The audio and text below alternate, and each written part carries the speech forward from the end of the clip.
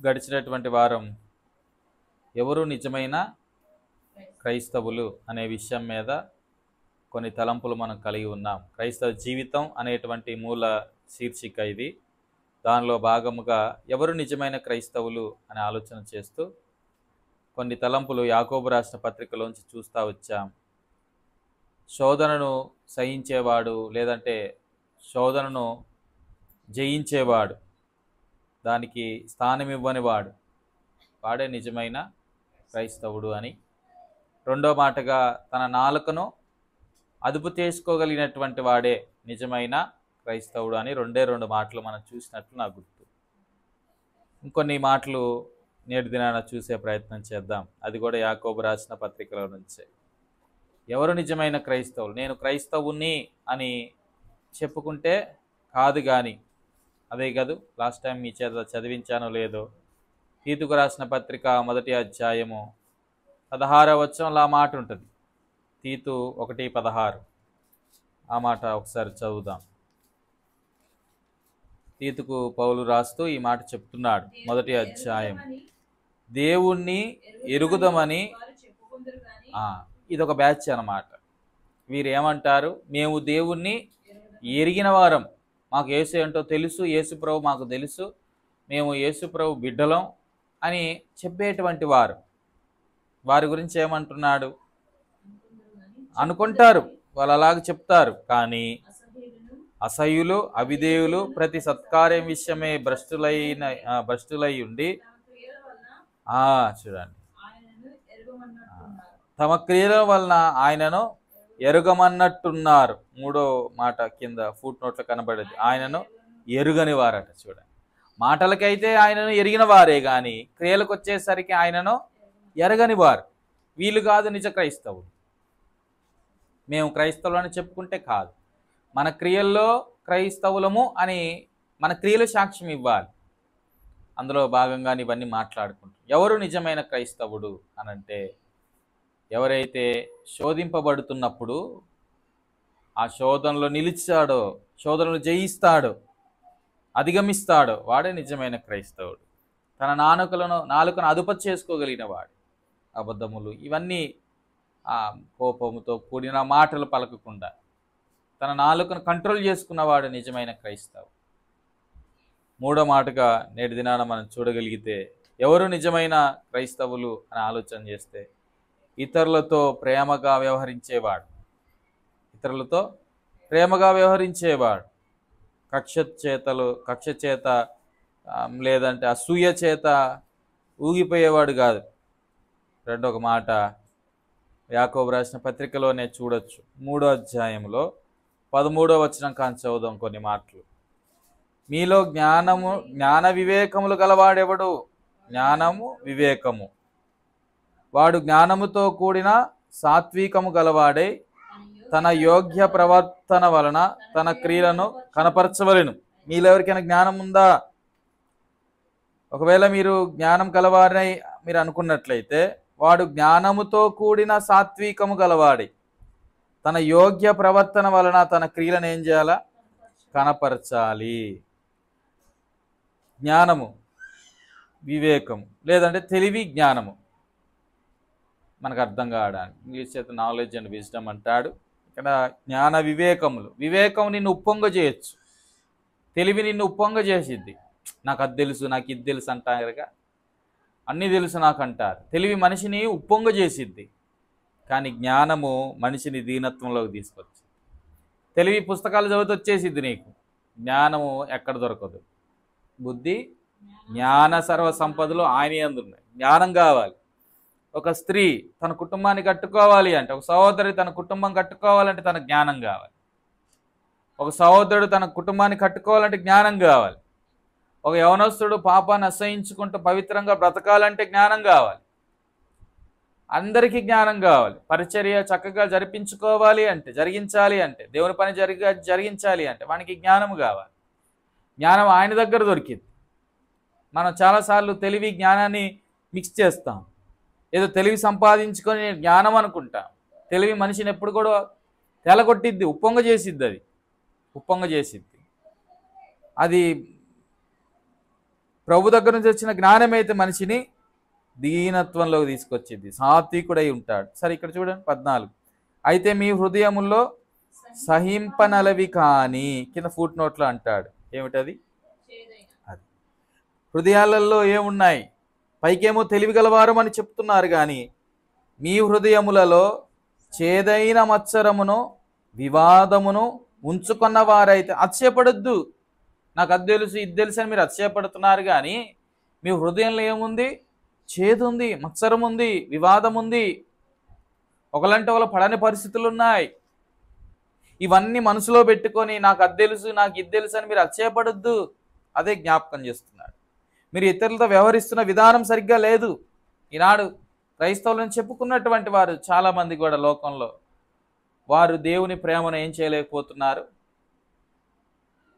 పంచలేకపోతున్నారు. సహనము లేకపోవడాన్ని బట్టి. సహింపనలవి కానీ చేదైన మత్సరమును వివాదమును ఉంచుకుంటున్నారు. సత్యమునకు విరోధముగా వారు అబద్ధమాడుతున్నారు. జ్ఞానానికి విరోధంగా వారు ప్రవర్తిస్తున్నారు. 15లో అంటాడు, ఈ జ్ఞానము పైనుండి దిగి వచ్చినది కాదు. పైనుంచి దిగి వచ్చిన జ్ఞానం ఎలా ఉంటుందంటే అది పవిత్రముగా ఉంటుంది. పైనుంచి దిగి వచ్చినటువంటి జ్ఞానం ఎలా ఉంటుందో అది ఎవరినాడు కూడా ఉప్పొంగదు. కానీ ఇదేం జ్ఞానం అంటే దయ్యాల జ్ఞానం అంటాడు అక్కడ చూడండి. భూ సంబంధమైనదై ప్రకృతి సంబంధమైనదియు దయ్యముల జ్ఞానము వంటిదై ఉన్నది. ఏది ఇది? ఏం జ్ఞానం ఇది? సహోదరులు పట్ల మత్సరం కలిగి ఉన్నారే, ఇది దయ్యాల జ్ఞానం. దేవుని జ్ఞానం ఏం చేసిద్ది అంటే దూషించేవాడిని కూడా ప్రేమించింది. దేవుని జ్ఞానం ఏం చెప్పిద్ది అంటే మనం శపించేవారి కొరకు కూడా మనము ప్రార్థించమని చెప్పిద్ది. ఇక్కడ అలా కనబడటలేదు. అందుకే మరి యాకోబు ఈ మాటలు రాస్తున్నాడు. తర్వాత చూడండి 16లో, ఏలయనగా మత్సరమును వివాదములు ఎక్కడ ఉండునో అక్కడ అల్లరియు ప్రతి నీచ కార్యాలు ఉండను. క్రైస్తవునికి ఇవి తగనివి. ఏమి? మత్సరం ఉండకూడదు. ఒకవేళ ఎవరైనా ఎదిగితే సర్లే ప్రభు వారు దీవించాడు, సంతోషం. వాడిని చూసి మనం మత్సరపడకూడదు. వీడు భలే ఎదిగిపోయాడు, ఏమండి, వాడు ఇలాంటి ఏడుపులు చూడలేక పెట్టుకుంటాడు బోర్డు ఒకటి, అప్పు చేసి కొన్నానో, ఆంధ్రా బ్యాంకు సహకారంతో కట్టుకున్నానో, ఏవో పెట్టుకుంటాడు ఇంటి ముందు, ఏడుస్తారని చెప్పి. అంటే మనుషులు ఎలాగున్నారో చూడండి. ఒక ఎదుగుదల చూసి ఏడవలేకపోతున్నారు. సరే, అది అన్ని జనులు దేవుని ఎరగని వారు, వారి దగ్గర దైవ జ్ఞానము లేదు కాబట్టి. దేవుని జ్ఞానాన్ని కలిగిన వారు కూడా అలాగ మత్సరపడితే, తోటి సహోదరుడు ఎదుగుతుంటే మత్సరపడితే అది వాని దగ్గర ఏం జ్ఞానం ఉన్నట్టు? అందుకే అంటున్నాడు, ఏలయనగా మత్సరము వివాదము ఎక్కడ ఉంటాయో అక్కడ అల్లరి, అంతటితో అంత మాత్రమే ప్రతి నీచమైన కార్యాలు ఉంటాయి. గుర్తుపెట్టి, అల్లరి ప్రతి నీచమైన కార్యాలు అక్కడ ఉంటాయి. వాటికి చోటు ఇవ్వకూడదు. మత్సరానికి చోటు ఇవ్వద్దు, వివాదాలకు చోటు ఇవ్వకూడదు. వాటికి చోటు ఇచ్చాము అంటే మనకు తెలియకుండానే మనం ప్రతి నీచ కార్యమునకు చోటు ఇచ్చినవారు. అయితే పైనుండి వచ్చు జ్ఞానము అది హోలీ, పవిత్రమైన జ్ఞానం. భూ సంబంధమైన జ్ఞానం మనిషిని ఏం చేస్తూ ఉంటుంది? ఉప్పొంగు చేసిద్ది. కానీ పైనుంచి వచ్చేటువంటి జ్ఞానము అది మనిషిని పవిత్రతలోనికి నడిపించిద్ది. తర్వాత అది సమాధానకరమైంది, అది మృదువైంది, ఎవరితో కూడా కటువుగా మాట్లాడేది కాదు. దేవుని జ్ఞానం అది సులభముగా లోబడేటువంటిది, కనికరముతో మంచి ఫలములతోనూ నిండుకొనేది, పక్షపాతమైనను వేషధార అయినను లేనిదే ఉన్నది. నీతి ఫలము సమాధానము చేయువారికి సమాధానమందు విత్తబడు. సరే, ఇక్కడ అవన్నీ మాటలు కాదు, కానీ ఇక్కడ తలంపు ఏంటంటే మనము నిజమైన క్రైస్తవులమైతే ఇతరులను ఎలాగా మనం చూస్తాము అంటే ప్రేమతో. మా ఇంటి దగ్గర అదే మా తాతల నుంచి వస్తున్న ఆస్తి, ఒక తోట ఉంది. అదే పెద్దనాన్న పిల్లలు వచ్చారు, వాటాలు వేస్తున్నారు. వాళ్ళకి కొంచెం ఇటు జరిగారు అనవైపు. ఇక లోకంలో ఉన్న మనుషులు మీకు తెలిసిందే. దేవుని వాక్యం చెబుతూ ఉంది, ఆ సరిహద్దు రాళ్ళు మారిస్తే వానికి శ్రమ. యోబు గ్రంథంలో ఆ మాట చూస్తూ ఉంటారు. సరే, వాళ్ళు ఏదో కొంచెం మార్జిన్ దాటి వచ్చారు. అది కొంచెం బాధేసింది అమ్మకి నాన్నకి. ఇదేంటి అని నేను పెద్దగా ఎప్పుడు దేని పట్టించుకోను. సరే, నాకు దాని గురించి అలా ఆలోచన చేస్తూ ఉంటే వారి విషయంలో మనము అసహించుకోకూడదు. నిజమే, అది ఎన్ని సెంట్లు పోయిద్దో తెలియదు. అక్కడ సెంట్ వచ్చేసరికి ఒక 2 లక్షలు ఎంతో ఉంది. ఓ 3 సెంట్లు పోయిన ఎన్ని పోయినట్టు? 6 లక్షలు పోయినట్టే కదా. అది పిల్లలకు ఉంటుంది కదా అని తల్లిదండ్రుల బాధ. కానీ నాకు ఏం బాధ వేసిందంటే, అరే భూమి మీద ఉన్న ఈ స్వాస్థ్యం అన్నీ కూడా ఒకరోజు ఏమైపోతాయి, విడిచిపెట్టి పోవాల్సిందే నెరవైనప్పటికీ కూడా. కానీ వారికి ఏ స్వాస్థ్యం లేదు, అది లేదు. అది ఆలోచించినప్పుడు ఎంతో బాధ వేసింది వాళ్ళని బట్టి. ఏంటి ప్రభువా, వారు ప్రార్థన చేస్తూ కూడా సంఘ ప్రార్థనలు అదే జ్ఞాపకం చేసుకున్నాను.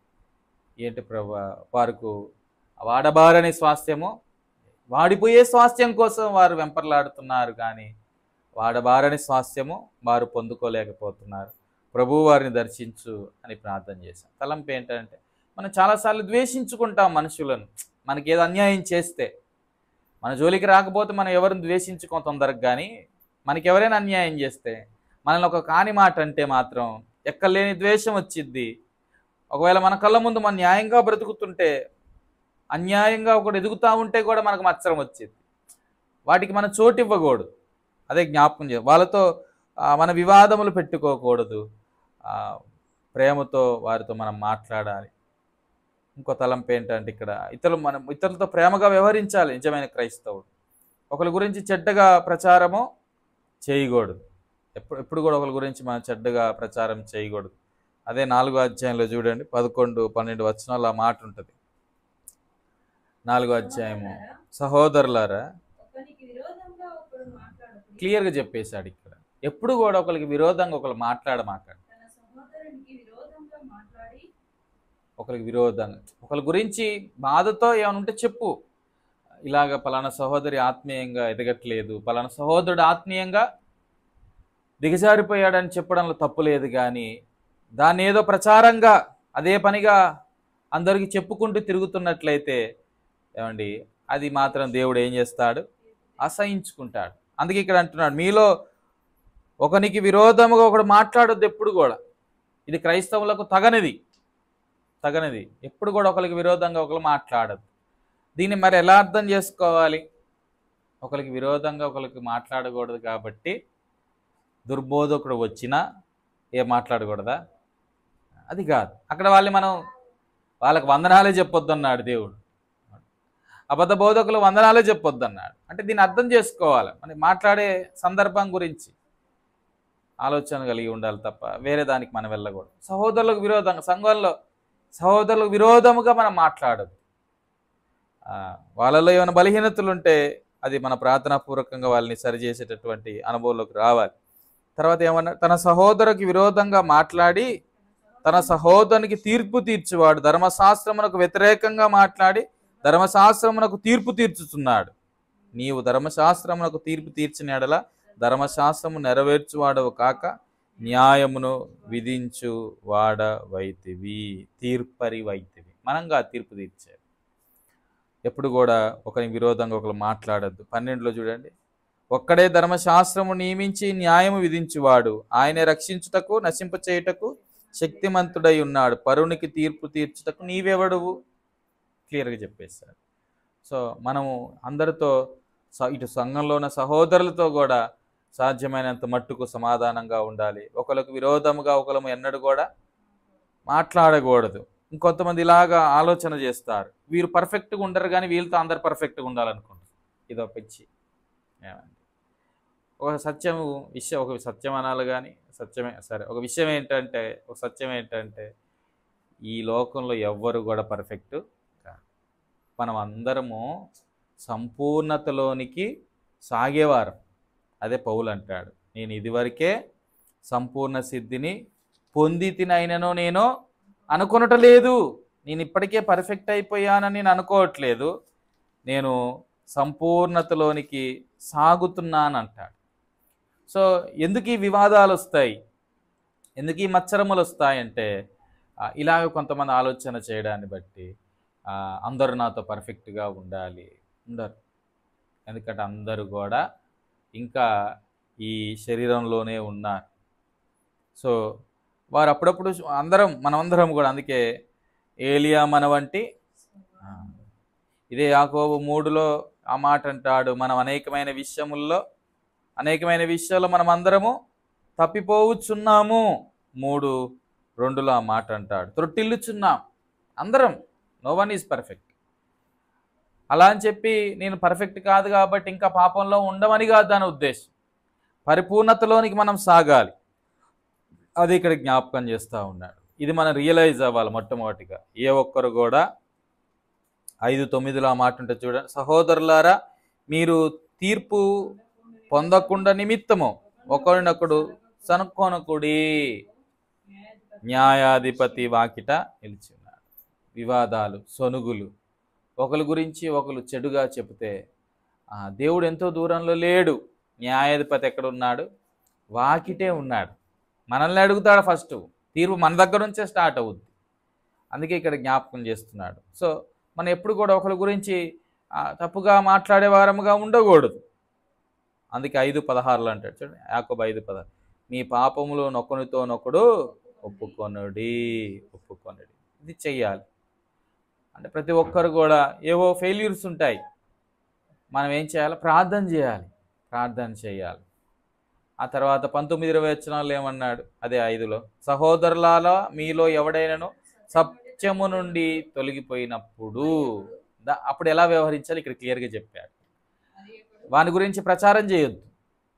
ఏం చేయాలా? మరి ఒక్కడు అతని సత్యమునకు మళ్ళించాలి. మన ప్రయత్నం అంతా ఏంటి?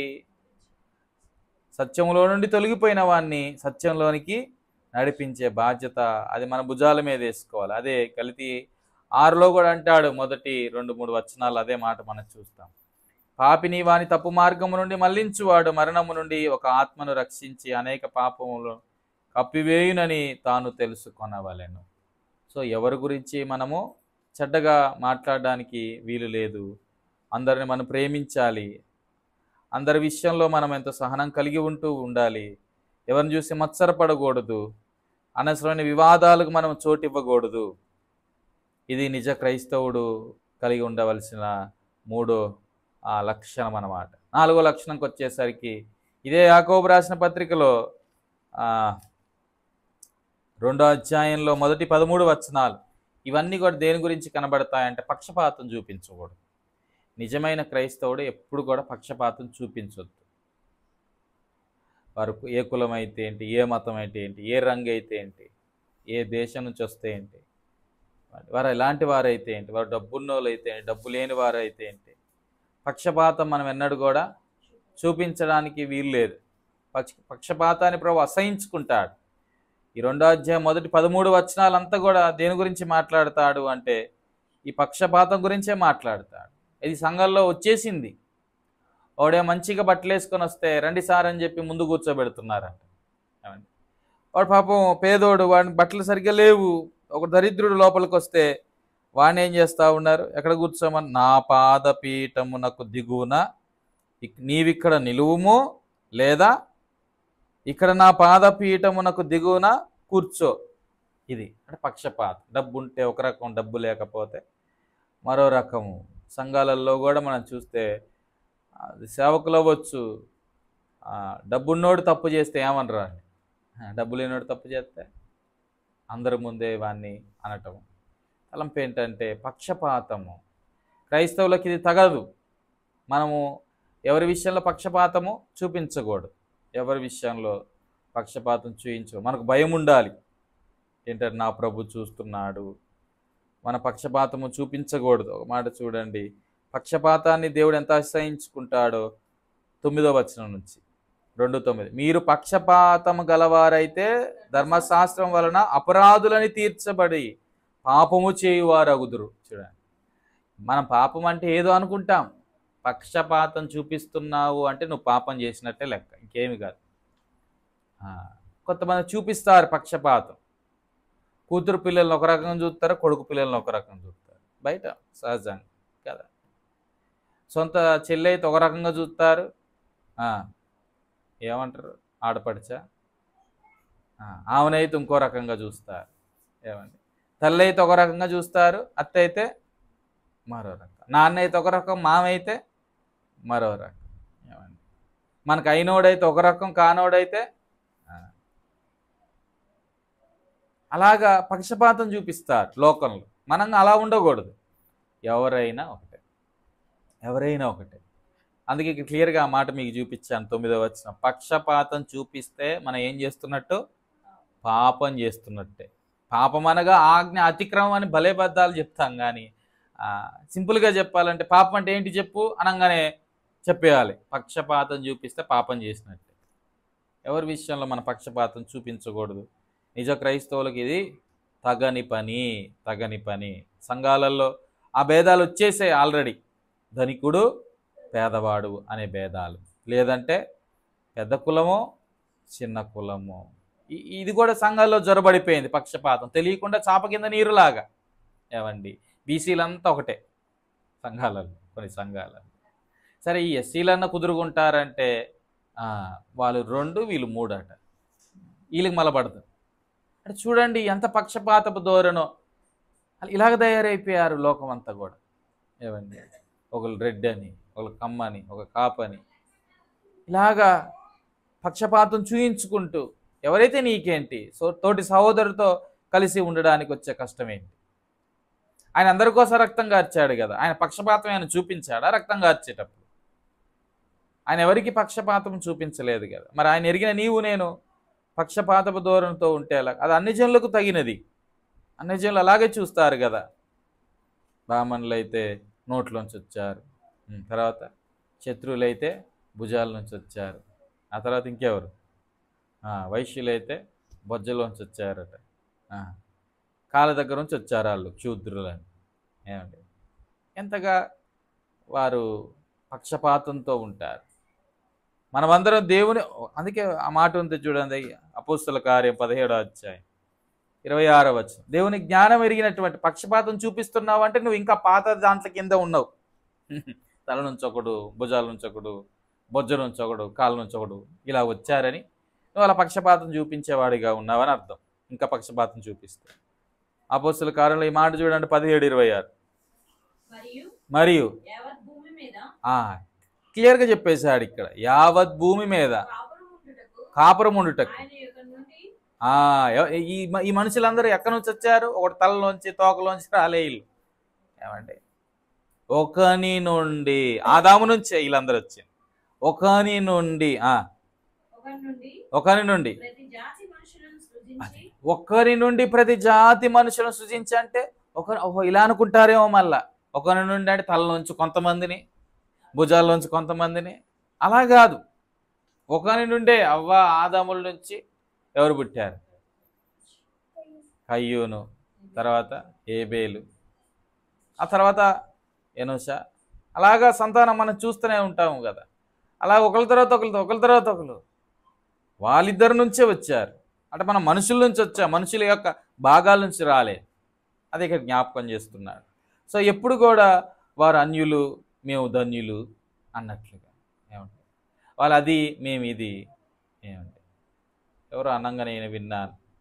ఒకసారి ఒక సేవకుని అడిగారట, అన్న మా అబ్బాయికి మంచి సంబంధం చూడండి అంటే, ఒక సంబంధం చూశారు. చూసి ఆయన చెప్పాడట, ఒక మంచి సంబంధం ఉంది, ఇదిగో అమ్మాయి, ఇది విషయం అవన్నీ చెప్పిన తర్వాత అన్న వాళ్ళు మా వాళ్ళేనా అన్నారు. అంత అయిపోయింది. వాళ్ళు మా వాళ్ళే అంటే, ఏమో వాళ్ళైతే మనుషులు, మరి మీరేంటో అన్నారు.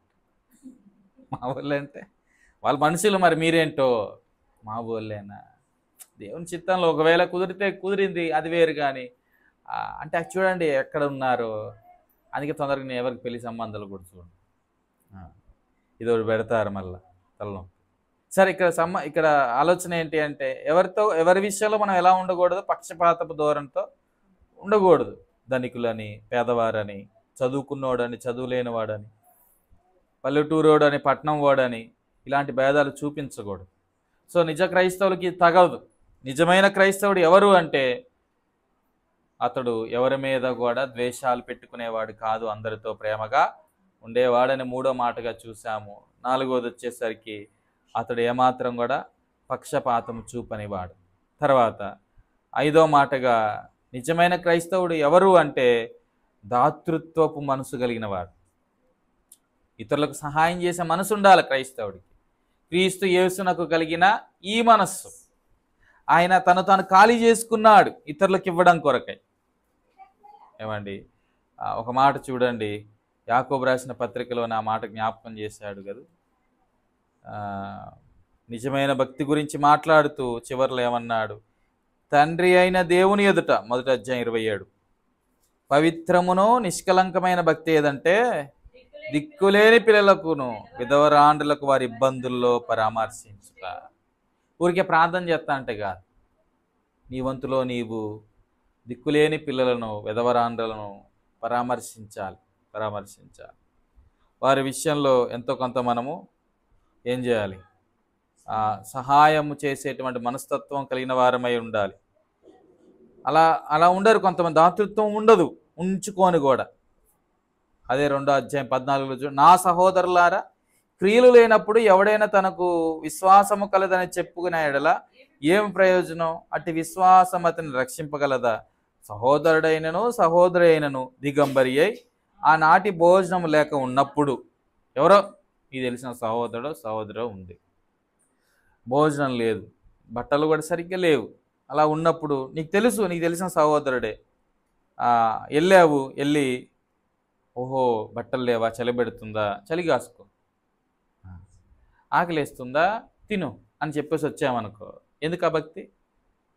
నీ వంతులో నీ దగ్గర గంజి నీళ్ళే ఉన్నాయి, ఓ లోటాడు పట్టుకొని పో, అమ్మ నా దగ్గర ఇవే ఉన్నాయి, ఇది కొంచెం తాగి శక్తి తెచ్చుకో, నేనే చినిగిపోయిన బట్టలు కట్టుకున్నాను, నా దగ్గర ఇంకోటి ఉంది, అదే నీకు తీసుకొస్తున్నాను. నీకు లేనిది ఇమ్మనట్లేదు అక్కడ. నీ వంతులో నీవు సహాయం చేయాలి కదా, దాతృత్వం ఉండాలి కదా. ఈనాడు క్రైస్తవులు అనబడుతున్న వారి దగ్గర ఇది కనబడట్లేదు, దాతృత్వం కనబడట్లేదు. మదర్ తెరిసా గురించి, గ్రైమ్ స్టైన్స్ గురించి ఎన్నో మాటలు మాట్లాడతాం. వారు భారతదేశానికి వచ్చి కలకత్తా, గ్రైమ్ స్టైన్స్ ఏమో ఒరిస్సాలో కుష్టి రోగుల మధ్య వారు పరిచారం చేశారు. వారు పరిచర్య చేశారు, వారు పుండ్లు గడిగి. మనం చేయగలుగుతామా?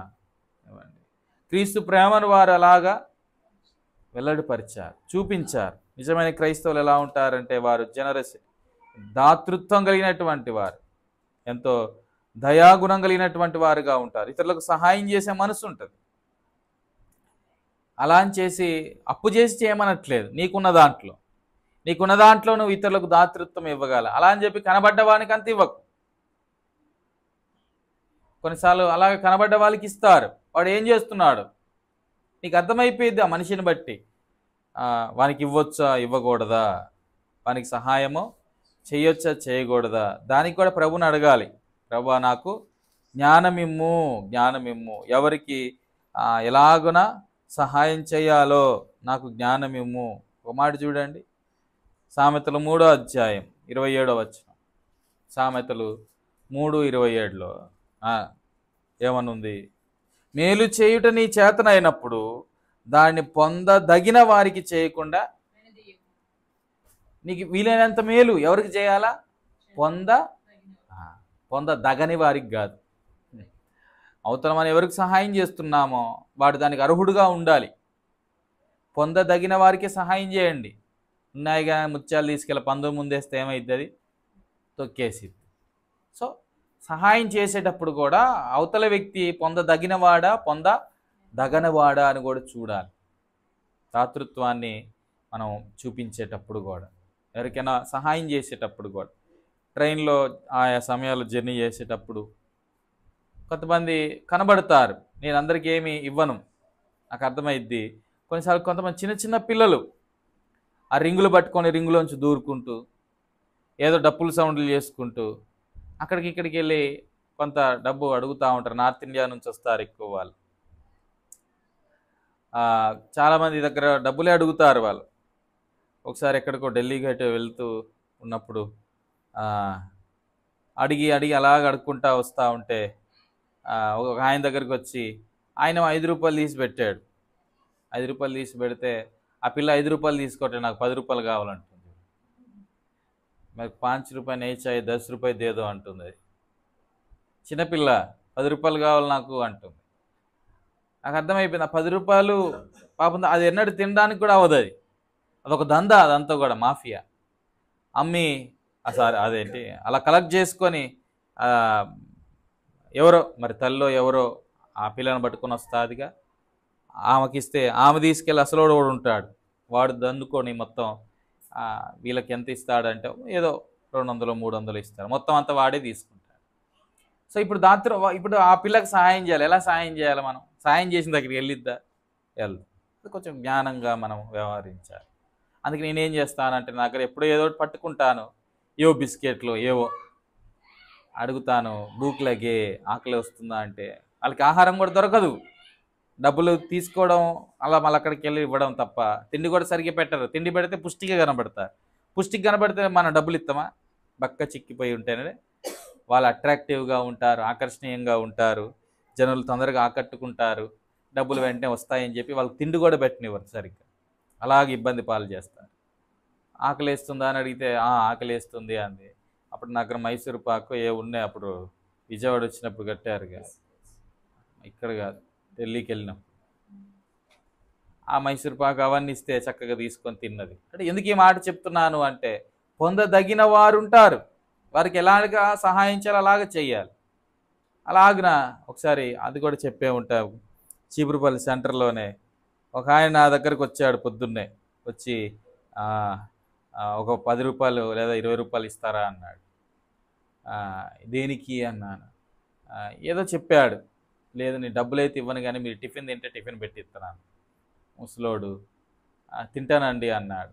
అలాగా ఆ భిక్షగాన్ని తీసుకొని వెళ్ళి ఒక దగ్గర కూర్చోబెట్టి టిఫిన్ ఇప్పించా, శుభ్రంగా తిన్నాడు. తర్వాత ఎక్కడికి వెళ్ళాలి అంటే నేను ఇలాగా శ్రీకాకుళం వెళ్తానన్నాడు. కండక్టర్కి టికెట్ కొట్టమని చెప్పి ఆ టికెట్ అబ్బాయి అతనికి ఇచ్చేసా, వృద్ధాప్యంలో ఉన్న వృద్ధుడికి ఇచ్చి బస్సు ఎక్కించాను, వెళ్ళిపోయినాడు. ఎందుకు ఈ మాట మన 50 రూపాయలు ఇస్తే వాడు ఏం చేసేవాడు? అలాగే అంటే ఇక్కడ చూడండి, ఎక్కడ ఒకసారి రాజమండ్రిలో అనుకుంటా వాకింగ్ అని వెళ్తున్నప్పుడు సహోదరులు అలాగ ఒక ఆయన వచ్చి అడుక్కున్నాడు, ఒక 10 రూపాయలు ఇవ్వరా. దేనికి అని అడిగితే సిగరెట్ తాగుతానన్నాడు. దేనికంటే ఏమన్నాడు? సిగరెట్.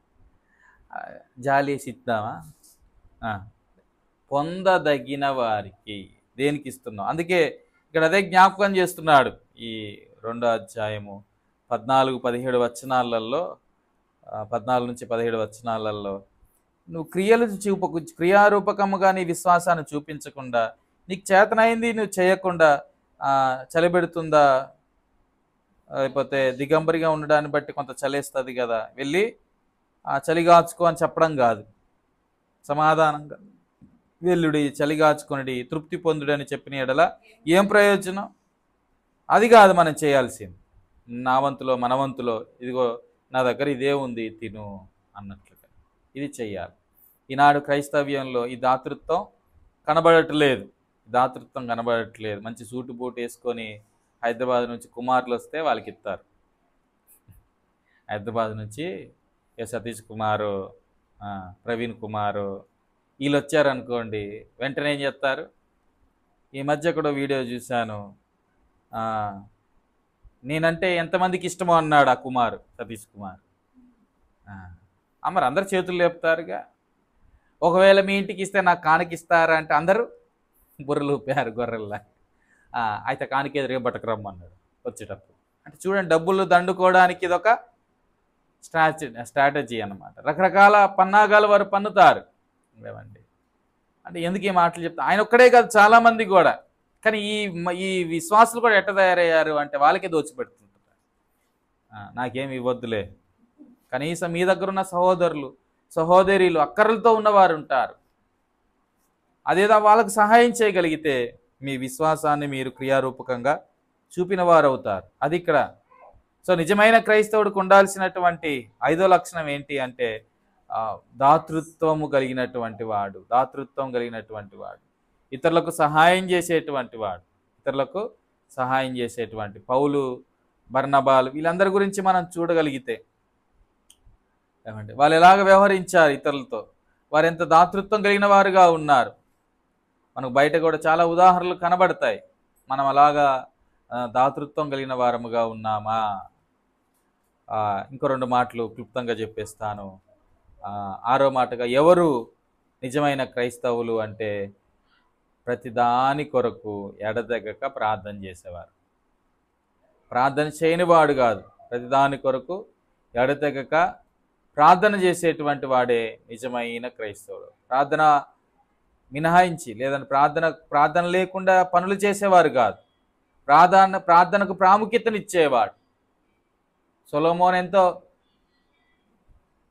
ప్రభు దగ్గర మొరపెట్టాడు, అయ్యా నాకు జ్ఞానం కావాలి, ఈ ప్రజలను పాలించాలి అంటే. తన ప్రార్థనకు ప్రాముఖ్యత ఇచ్చాడు కాబట్టి ప్రభు తన జ్ఞానం ఇచ్చాడు, జ్ఞానం పొందుకున్నాడు కాబట్టి ప్రజలను పాలించగలిగాడు. సో నిజమైన క్రైస్తవుడు ఏంటి అంటే తన సామర్థ్యం మీద ఆధారపడరు, కానీ ప్రార్థన ద్వారా ప్రభు దగ్గరికి వచ్చి ప్రతి విషయంలో ప్రభు దగ్గర సహాయాన్ని కోరుకునేటువంటి వాడుగా ఉంటాడు. ఏడవదిగా, ఎవరు నిజమైన క్రైస్తవులు అంటే వారు భవిష్యత్తు కొరకై దేవుని మీద మాత్రమే ఆధారపడతారు. దేవుని మీద మాత్రమే, మరి ఎవరి మీద కొరకారు.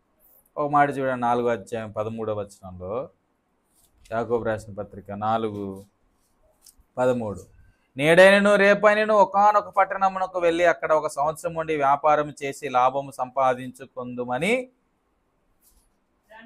రండని చెప్పుకొని వారులారా. అంటే వేరే పట్టణంకి వెళ్ళకూడదని కాదు ఇక్కడ, దీన్ని తప్పుగా అర్థం చేసుకోకూడదు.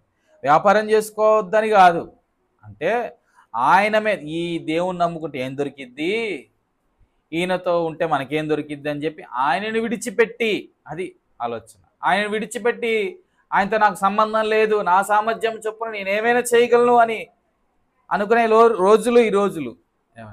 ప్రభు మీద ఆధారపడని రోజులు. ఈరోజు ఎక్కడికి వెళ్ళాను, శ్రీకాకుళం వెళ్ళాను, అక్కడ చెప్తున్నాడు అక్కడ అన్న సేవకుడు, అన్న మా దగ్గర ఒక సహోదరుడు ఉన్నాడు, కోట్ల ఆస్తుంది. ఇప్పుడు ఆయనకు సువార్త చెప్పినప్పుడు మిషన్ కుట్టడం నేర్చుకుంటున్నాడు. ఒకళ్ళ దగ్గర మిషన్ కుట్టడం నేర్చుకుంటున్నాడు. అలాగలాగా రక్షించబడ్డాడు, వివాహమైంది, భార్యాభర్తలు ఇద్దరు కలిసి మిషన్ కుట్టుకుంటున్నారు. తర్వాత దేవుడు వారిని ఆశీర్వదించాడు. ఇప్పుడు ఆ శ్రీకాకుళంలో పెద్ద పెద్ద హాస్పిటల్ ఉన్నాయి, ఆ హాస్పిటల్లో కావలసిన మెటీరియల్ అన్నిటిని వీళ్ళే కుట్టి పెడతారు. అంటే వీళ్ళు కూడా కుట్టరు, ఇంకా పెద్ద పెద్ద మెషిన్స్ ఉన్నాయి, వాళ్ళ దగ్గర పనిచేసే వాళ్ళు ఉన్నారు. కోట్ల ఆస్తుంది, పిల్లలు కూడా లేరు. ఈరోజు మందిరంలో కనబడలే. ఎక్కడ కనబడలే? మందిరంలో. ఎక్కడికి వెళ్ళారంటే ఏదో అంటారుగా, ఏదో ప్రోగ్రామ్స్ పెట్టుకుంటారుగా, చిన్న చిన్నవి అవసరం ఉన్నవి అవసరం లేనివి అన్నట్టుగా. ఆ ప్రోగ్రాంలో భాగంగా వెళ్ళిపోయాడు. భార్య లేదు, భర్త రాలేదు. మందిరానికి తలంపు ఏంటంటే వారు ఇలాంటి వారే, నేడో రేపు అదే పని దేవుని విడిచిపెట్టేటువంటి వారు, దేవుని మీద ఆధారపడినటువంటి వారు. అందుకే ఇక్కడ ఆ మాట జ్ఞాపకం చేస్తున్నారు, రేపేమి సంభవించినో మీకు తెలియదు, మీ జీవము ఏపాటిది. యెహోవాను విడిచి వేరొకరిని ఆశ్రయించి వాని జీవితంలో శ్రమలు విస్తరిస్తాయి. ఆయన విడిచిపెట్టి రేపో మాపో ఒకానొక పట్టణానికి వెళ్తాను, బాగా సంపాదిస్తాను, ఆయనతో నాకు పని లేదు అన్నట్లుగా వ్యవహరించినట్లయితే ఏమవుద్ది అనంటే తీవ్రంగా నష్టపోతాం. ఇది నిజ క్రైస్తవుడే లక్షణం కాదు. ప్రతిదాని కొరకు దేవుని మీద ఆధారపడ్డం నేర్చుకోవాలి. చివరికి ఈ మాట చూడండి, కీర్తన 37వ అధ్యాయం 4-5 వచనాలు. కీర్తన 37, 4-5 వచనాలు. యెహోవాను బట్టి సంతోషించుము, ఆయన నీ హృదయవాంఛను తీర్చును. ఇక్కడ చెప్తున్నాడు, నీ మార్గం, నీ ఆలోచనలు, నీ భారాలు ఏమున్నాయో అవి యెహోవాకు అప్పగించు. ఆయన నమ్ముకో, ఆయన నీ కార్యాన్ని నెరవేరుస్తాడు. ఆయన నమ్ముకో. నిజ క్రైస్తవుడు ఎలా ఉంటాడంటే ఆయనే నమ్ముకుంటాడు. తన సామర్థ్యాలు నమ్ముకోడు, దేని నమ్ముకోడు, ఆయనే నమ్ముకుంటాడు. ఏం చేయాలని ఆయన అడిగే చేస్తాడు. 7 విషయాలు చూసాం. మొట్టమొదటిది ఏమిటి? నిజ క్రైస్తవులు ఎవరని చూసాము? ఎవరు? శోధనను సహించేవాడు, జయించేవాడు. ఎక్కడి నుంచి వస్తాయి శోధనలు? ఇవి దయ్యం నుంచి లేదంటే సాతాను నుంచి వచ్చే శోధనలు. వాటి నుంచి మనము జయించాలి. ఈ మధ్యలో మొదటిదేమో అది సాతాను ద్వారా, సాతానికి మనకున్న సంబంధం, అది అంటే జయించాలి, వాడు మనల్ని శోధిస్తున్న ప్రతిసారి. తర్వాత 2, 3, 4, 5 అంటే ఈ 4 విషయాలేమో ప్రజలతోటి, సహోదరులతోటి. ఏది? నువ్వు నీ నాలుక కంట్రోల్ చేసుకొని మాట్లాడాలి, ఇతరులతో ప్రేమగా వ్యవహరించాలి, పక్షపాతం లేకుండా ఇతరులతో నీవు నడుచుకోవాలి, దాతృత్వాలు కలిగి ఉండాలి. ఇది మనుషులతోటి. అదేమో అపవాది, డెవిల్. వాడు శోధిస్తున్నప్పుడు నువ్వు నిలిచి ఉండు. మనుషులతో నువ్వు ఎలాగా రిలేషన్ కలిగి ఉండాలి. చివరిగా 2 మాటలు క్లుప్తంగా చెప్పా. ఏమిటది? ప్రతిదానికి ప్రార్థన, నెక్స్ట్ ఏం చేశాము? దేవుని మీద ఆధారపడ్డాం. ఈ చివరి 2 మాటలేమో దేవునికి లింక్ అయి ఉన్నాయి. చూడండి, 7 మాటలను ఇలాగా మనం విభజించవచ్చు. చివరి 2 మాటలు దేవునికి లింక్ అయి ఉన్నాయి. నువ్వు ప్రతి అవసరత కొరకు దేవుని దగ్గర ప్రార్థన పూర్వకంగా రావాలి, అది ఎడతెగక రావాలి. తర్వాత చివరాఖరిగా 7వదిగా నువ్వు ఆయన్నే నమ్ముకోవాలి. ఇది నిజ క్రైస్తవుడు. ఒక క్రైస్తవుడు వ్యవహరించవలసినటువంటి విధానం. ఒక క్రైస్తవుడు సాతాన్ని ఎదిరించాలి. ఒక క్రైస్తవుడు ఇతరులతో చక్కగా వ్యవహరించాలి. ఒక క్రైస్తవుడు దేవుని మీద పూర్తిగా ఆధారపడాలి. ఇవే మనము నిజ క్రైస్తవుడికి ఉండాల్సినటువంటి లక్షణాలుగా మనం చూస్తూ వచ్చాం. అలాగన మన జీవితాలు ఉండినట్లు మనం ప్రభుకి అప్పగించుకుందాం. ప్రార్థన చేసుకొని అలాగ బలలో చేయి వేద్దాం. పేరుకే నేను ఆయనను ఎరిగిన వాడను అని చెప్పుకుంటున్నావేమో,